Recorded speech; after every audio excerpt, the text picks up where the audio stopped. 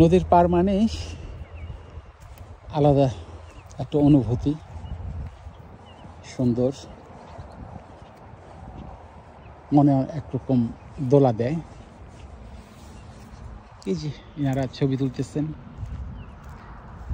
Sorry মাছ ধরতেছেন, সাথে বাচ্চারাও আছে।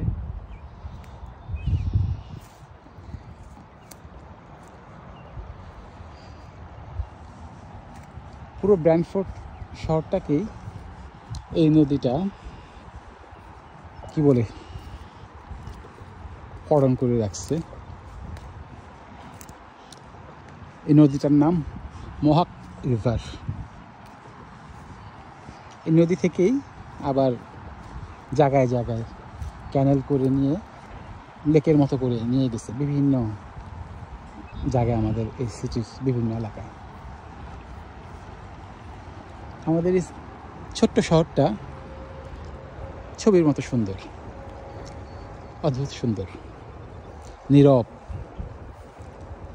কোলাহল মুক্ত, পলিউশন মুক্ত। আমার কাছে খুব ভালো লাগে, আমার কাছে খুবই ভালো লাগে। অনেকের কাছে এত নীরব পরিবেশ অনেক সময় একটু কম ভালো লাগে, কিন্তু আমার কাছে এটা বেশ ভালো লাগে, আমি বেশ এনজয় করি। ওই যে উনি মাছ ধরতেছেন।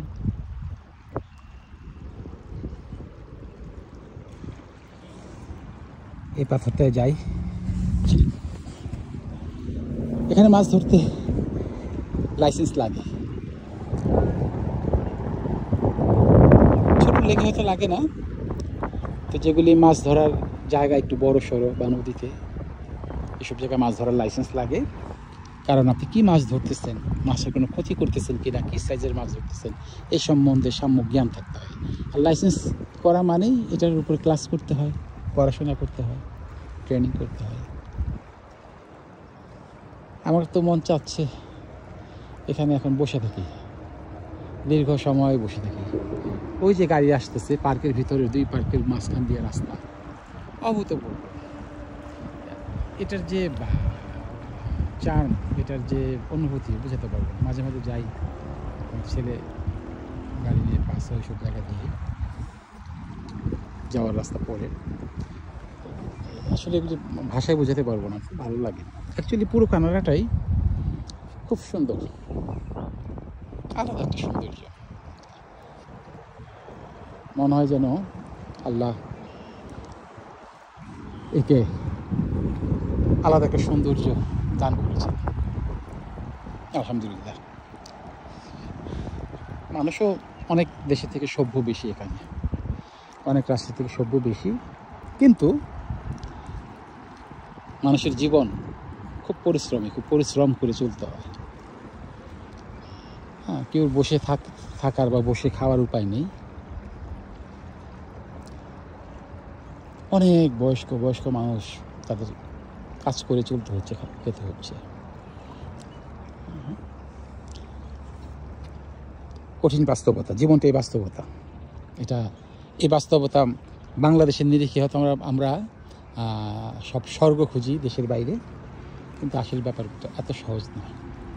ওই যে রাজহংসগুলো পানিতে সাঁতার কাটছে, সুন্দর দৃশ্য দেখে ক্যামেরা জুম করলে আসে কিনা।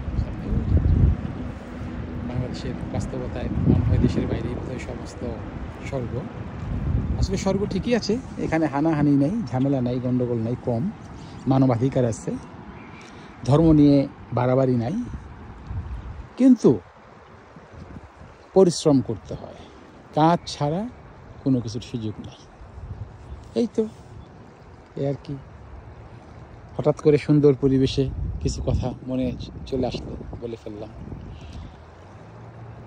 আল্লাহ হাফেজ।